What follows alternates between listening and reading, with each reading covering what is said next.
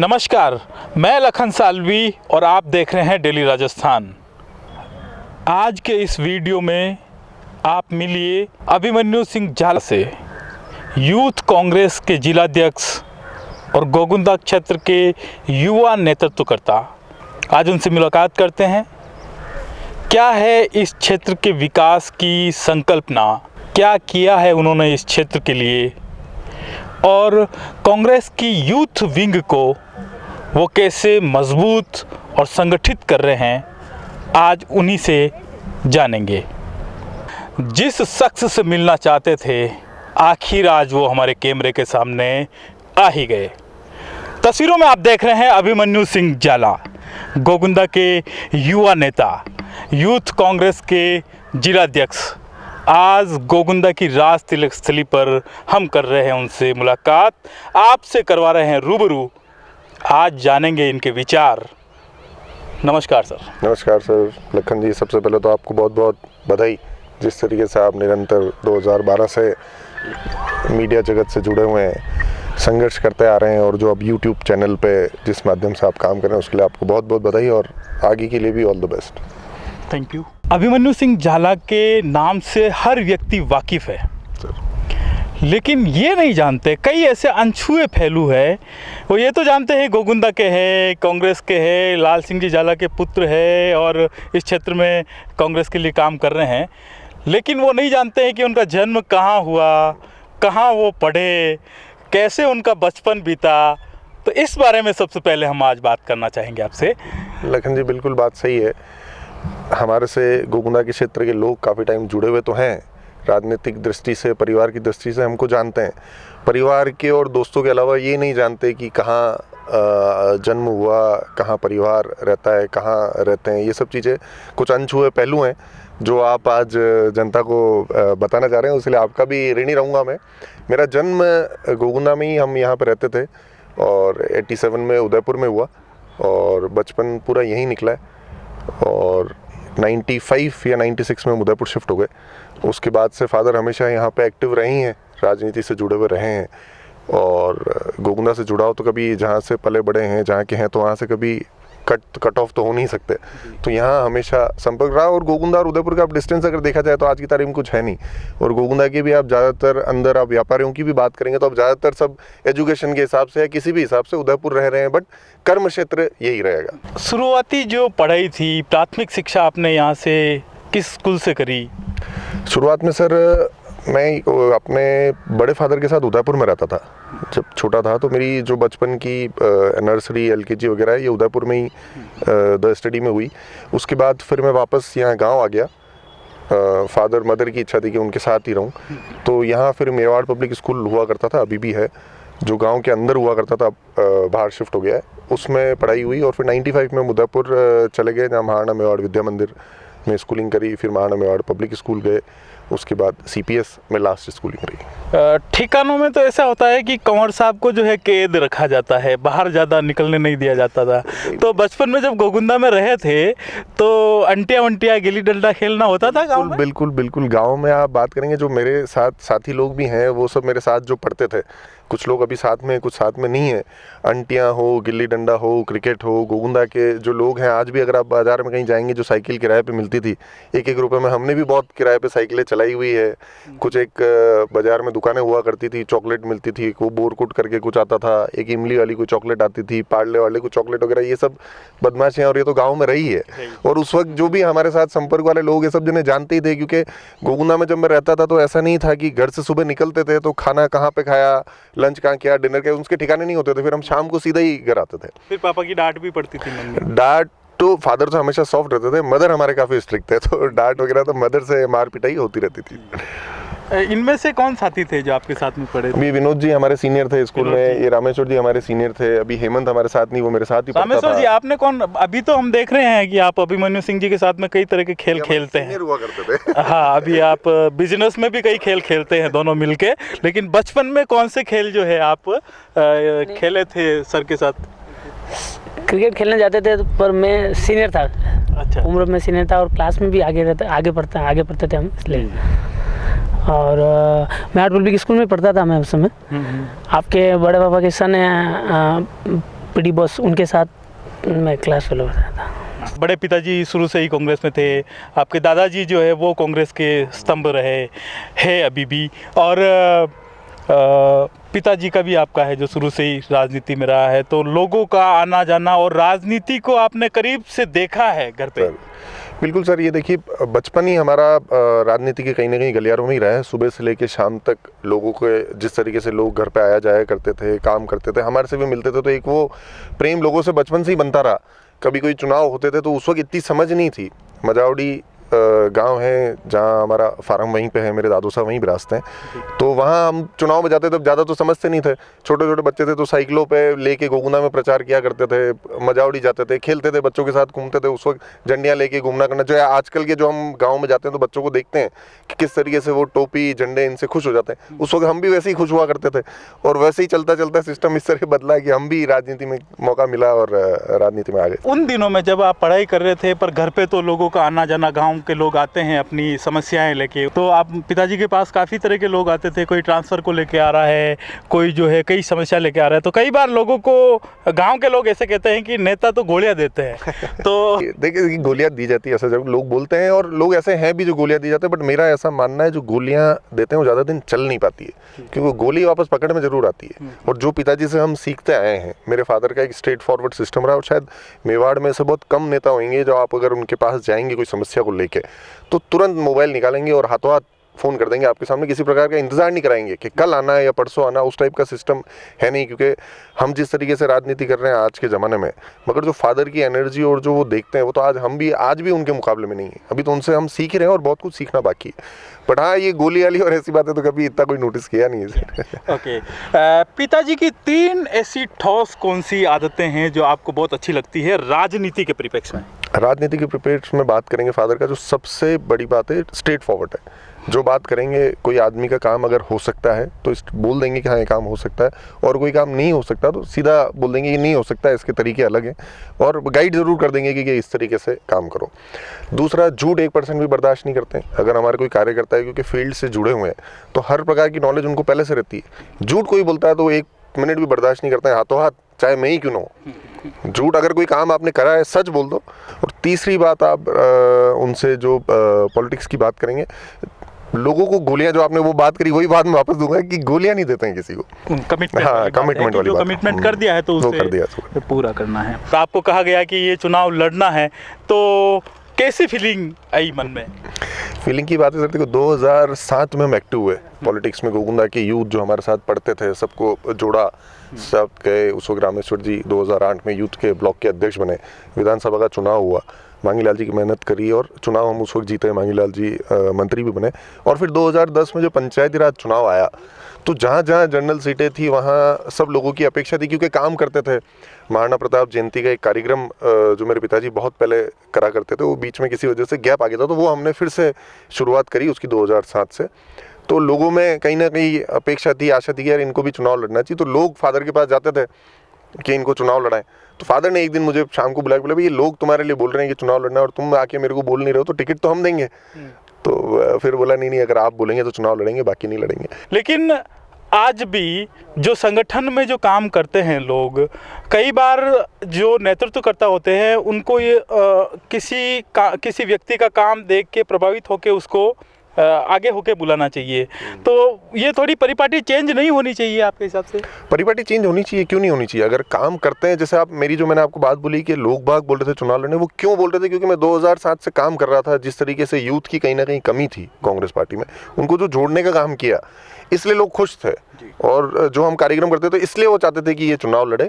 तो वैसे भी अभी आप इस बार देखेंगे पंचायती राज चुनाव है, किस तरीके से युवाओं को और काम करने वाले लोगों को चुनाव लड़ने का मौका मिलेगा। अभी मैं इसलिए भी कह रहा हूँ कि कई लोग ऐसे हैं जो आपकी पार्टी में भी और दूसरी पार्टियों में भी लोग काम कर रहे हैं, लेकिन उनके लिए आवाज़ें भी है, लेकिन वो है कि वो पता नहीं क्या कारण है कि टिकट मांगने नहीं आ पा रहे हैं। तो जब मांगने नहीं आ पाते हैं तो क्या ऐसे में पार्टी को आगे बढ़ के भी उनको हाथ पकड़ के करना चाहिए? ये जो आप बात बोल रहे हैं मैं इससे बिल्कुल सहमत हूँ, और यही मेरे फादर की सोच रहती है। इस बार का जो चुनाव है, इसमें हम किसी कार्यकर्ताओं को तो पूछ ही रहे हैं कि आपका जैसे वार्ड, फला वार्ड, जो भी सीट आई है, किसको चुनाव लड़ाना चाहिए, बट हम खुद भी जाके व्यक्तिगत रूप से कार्यकर्ताओं के घर जाके पूछ रहे हैं कि आपका वार्ड है, आप तय करें किसको चुनाव लड़ाना है।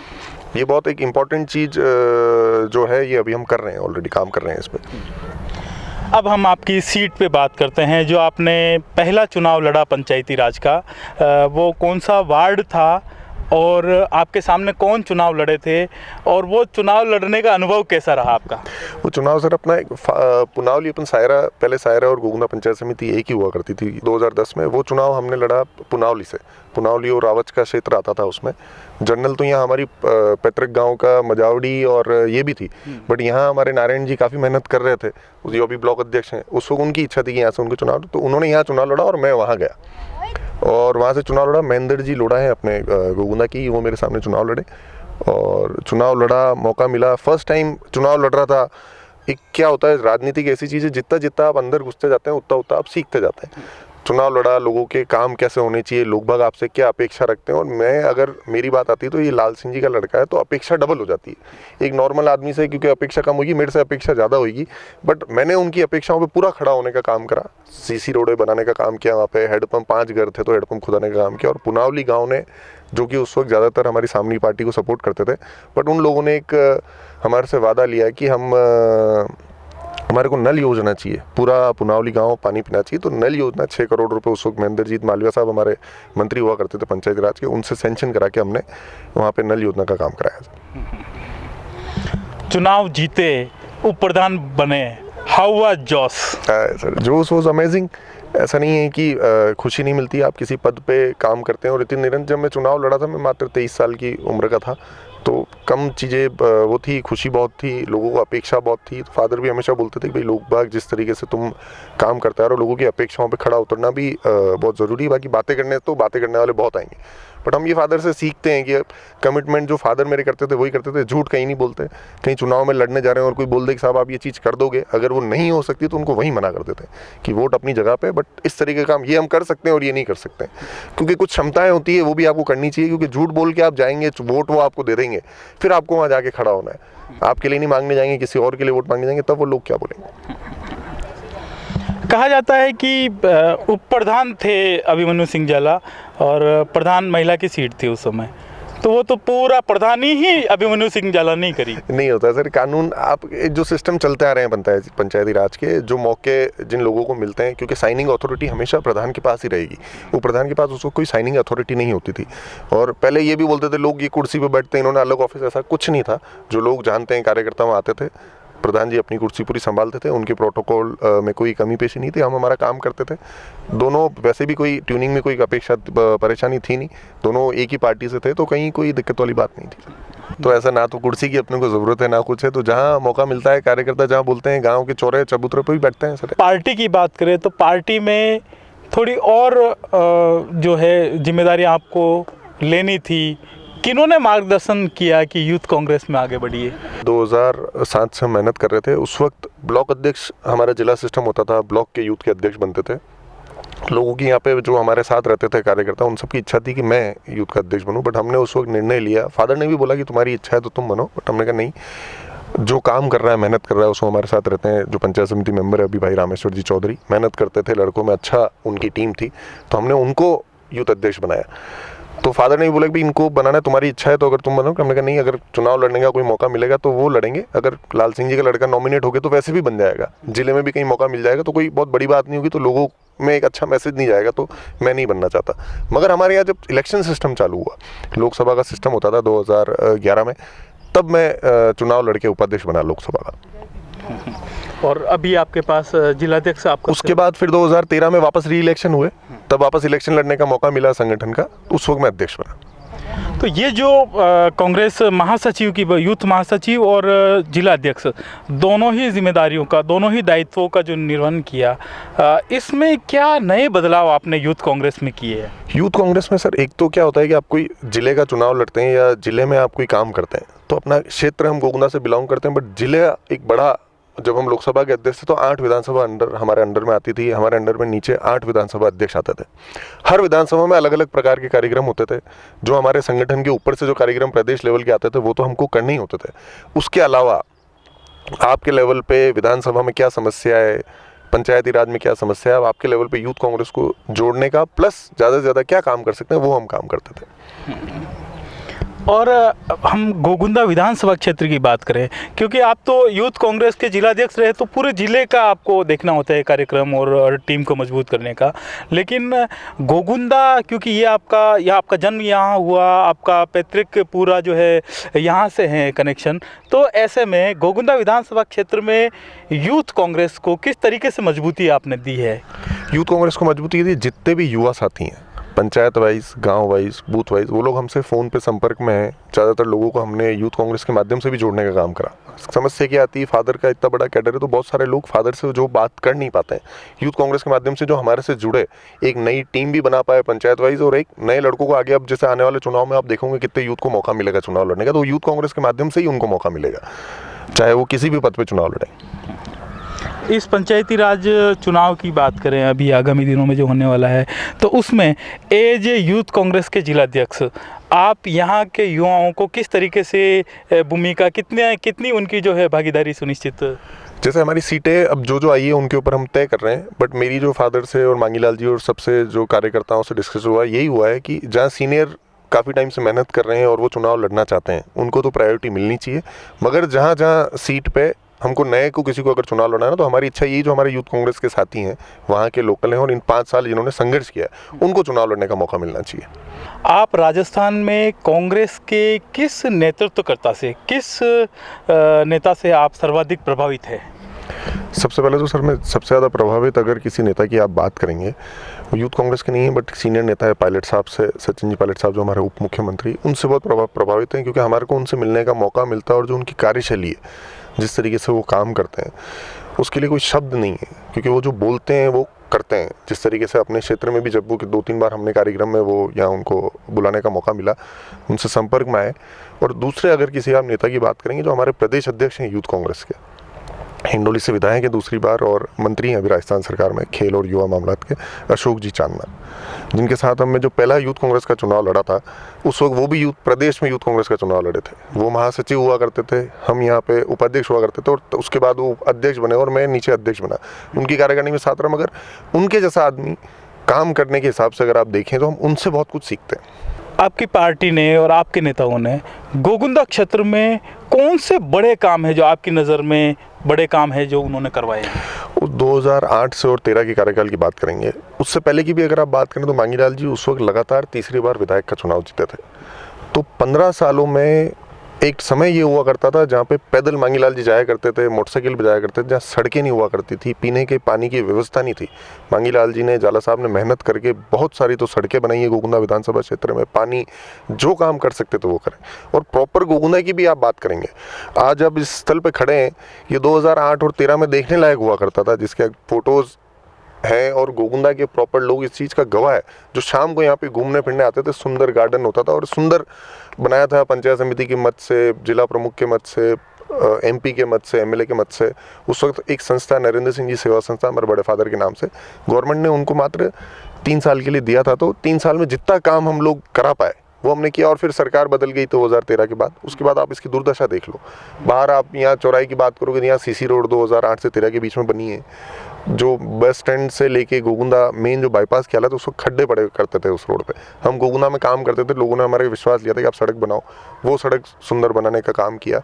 बहुत सारे काम करें जिसकी कोई गिनती नहीं है कि आप क्या बोल सकते। पिछले 5 सालों में इस तरह का एक एटमॉस्फेयर बनाया गया है कि जो डेवलपमेंट हुआ है वो तो इन्हीं 5 सालों में हुआ है, जबकि आप कह रहे हैं कि नहीं, पहले के कार्यकालों में भी बहुत सारा काम है जो आप लोगों ने करवाया है, आपके नेताओं ने करवाया है।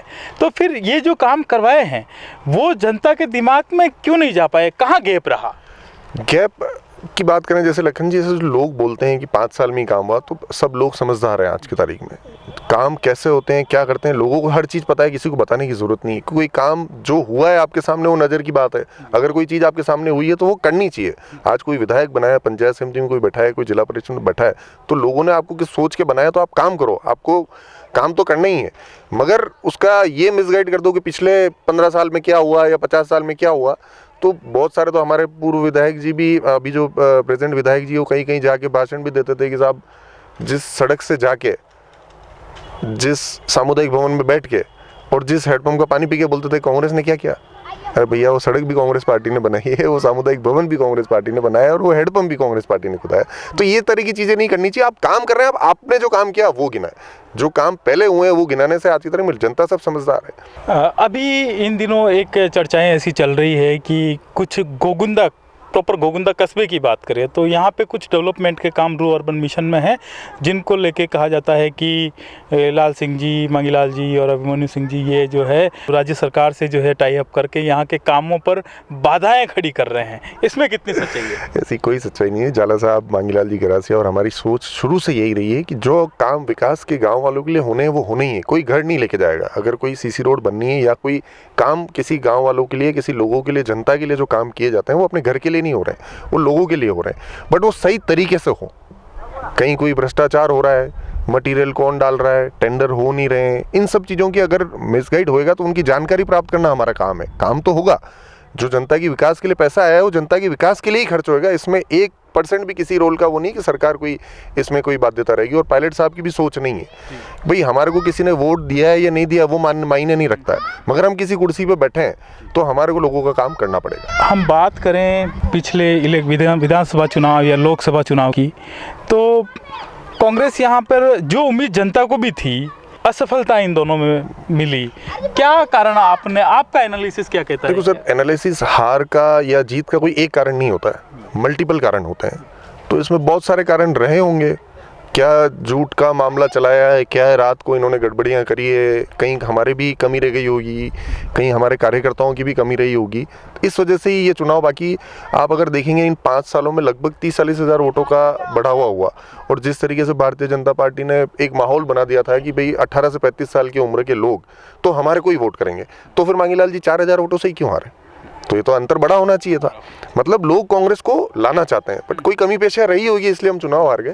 उसकी चर्चा अब एनालिसिस कर रखा है हम लोग। तो ये जो अभी जो चुनाव चल रहे हैं सर, इन आगामी चुनावों को लेके है जो बिल्कुल रात दिन आप भी लगे हुए हैं, रोज़ाना मीटिंगें कर रहे हैं। लाल सिंह जी पिछले 1 महीने से मैं देख रहा हूँ कि, और मंगीलाल जी गरासिया भी जो है दौड़ रहे हैं। क्या लग रहा है? पंचायती राज चुनाव 100% हम जीतेंगे। कोई भी लोग अगर इस तरीके की बातें करें तो वो झूठ फैला रहे हैं और कुछ नहीं कर रहे हैं, क्योंकि कांग्रेस पार्टी का राज राजस्थान में और लोग समझदार है। अगर विकास के काम और सब कराने हैं तो कांग्रेस पार्टी का ही बोर्ड बनाएंगे, चाहे गोगुंदा पंचायत समिति हो, चाहे सायरा पंचायत समिति हो। सायरा पुरुष है और गोगुंदा में महिला एसटी सीट है। क्या करेंगे? जैसी जिस जगह के लोग हैं, हम चाहते हैं, कोशिश करते हैं लोग वहीं के चुनाव लड़ें, और जो भी काबिल होगा, जिनको कार्यकर्ता तय करेंगे कि हमारा प्रधान ये होना चाहिए, हमारा प्रधान ये होना चाहिए सायरा से, हम उन्हीं लोगों को पद पे बैठाएंगे। धन्यवाद डेली राजस्थान के साथ जुड़ने के लिए सर। आपको बहुत बहुत धन्यवाद। तो अब हमारे साथ है आनंद जी। आनंद जी इसवाल रहते हैं। इसवाल में वार्ड पंच का चुनाव आपने लड़ा था पहले, और सरपंच का चुनाव भी लड़ा था, और अभिमन्यु सिंह झाला के करीबियों में से हैं, उनके मित्र हैं, उनसे जानते हैं। कई जगह पे लोग ऐसे बातें करते हैं कि वो तो दादागिरी करते हैं। ऐसी कोई दादागिरी देखी है? नहीं, मेरा तो आज इतना साल इनके साथ में हो गया जुड़े हुए, तो मैंने तो जीवन में आज तक तो इनके साथ में, मेरे को 20 साल हो गए इनको देखते देखते, 20-25 साल, तो मुझे नहीं लगा कभी भी कि अभिमन्यु सिंह जी का इस तरह का कहीं किसी का इन्फ्लुएंस या ऐसा कोई इनके मन में किसी के लिए होगा। आगामी चुनाव को लेके आपको क्या लगता है? आप इनके साथ घूमते हैं तो फील्ड में क्या लग रहा है कि? देखिए सर, जनता अब कांग्रेस की तरफ देख रही है। नेतृत्व हमारा जो आदरणीय लाल सिंह जी जाला साहब हैं, वो उनके नेतृत्व में हम सब लोग काम कर रहे हैं। इस बार हमारा है कि रिकॉर्ड तोड़ हम वापस जिला परिषद में आएंगे और जिला पंचायत समितियों में आएंगे और सरपंच भी काफ़ी हमारे होंगे। अब हमारे साथ है रामेश्वर चौधरी। राम साहब जी सर, नमस्कार। नमस्कार सर। आज तिलक बड़ा लगाया है खींच के। हाँ। हनुमान जी दर्शन करने जाते हैं। हनुमान जी इष्ट देव है हमारे। सबसे पहला काम यही रहता है हनुमान जी के दर्शन करने और फिर उनका तिलक लगाना। यही वाले यही वाला था। जी। तो आजकल काफ़ी सक्रिय हैं, काफ़ी गाँवों में जा रहे हैं। तो चुनाव है पंचायती राज का, जी, तो तैयारी पूरी है और जाना ही पड़ेगा। अभिमन्यु सिंह जी का और आपका काफ़ी मैत्रीपूर्ण संबंध है। लगभग रोजाना बात भी होती है और गाँव में भी खूब आप जाते हैं साथ में। उनके दो कौन से ऐसे गुण हैं जो आपको बहुत अच्छे लगते हैं? एक तो उनमें दोस्ती निभाने का पूरा गुण है, वो उनमें है। वो रखते हैं। वो रखते हैं पूरा। जी। सेकंड, उनके राजनीतिक के पूरे गुण हैं उनमें। तो मैं यूँ मानता हूँ कि जो भी काम होता है तो हाँ मुंह पे, नहीं होता है तो मना। और इनको गुस्सा कब आता है? किन बातों पर ये गुस्सा? झूठ। जब कोई अपना ही कार्यकर्ता इनके साथ चीट करके या झूठ बोल के कोई काम करवा लेता है, फिर बाद में 2 दिन बाद 4 दिन बाद उनको पता चलता है कि भाई नहीं यार, मेरे साथ फ़ोन तो करवा दिया उसने लेकिन वो गलत बात पे हुआ है, तब इनका गुस्सा बहुत ज़ोरदार हो जाता है। तो एकदम वाजिब चीज़ भी है। पिछली बार आपने मजावड़ी से चुनाव लड़ा था और वो सीट अब की बार एसटी पुरुष। आप कहाँ से चुनाव लड़ रहे हैं? चुनाव तो अभी ज्यों जाला साहब फरमाएंगे वैसे। क्या करने पर फिर भी आप मांग तो कर रहे होंगे ना? अभी बताया अभिमन्यु सिंह जाला ने कि जब टिकट मांगेंगे तो हम देंगे, तो अब आप कहाँ से मांगेंगे बताइए? मैं तो, मेरे को जहाँ से लड़ाएंगे वहाँ से लड़ लूँगा। आप जाला साहब जो बढ़िया, हमें तो तैयार हो कहीं से भी लड़ने के लिए। इस चैनल को अगर आपने सब्सक्राइब नहीं किया है तो प्लीज़ इसे सब्सक्राइब कर लीजिए। ये वीडियो अगर आपको ठीक लगते हैं इन्हें लाइक करिए। आपके कोई सुझाव है तो वो कमेंट बॉक्स में ज़रूर डालिए।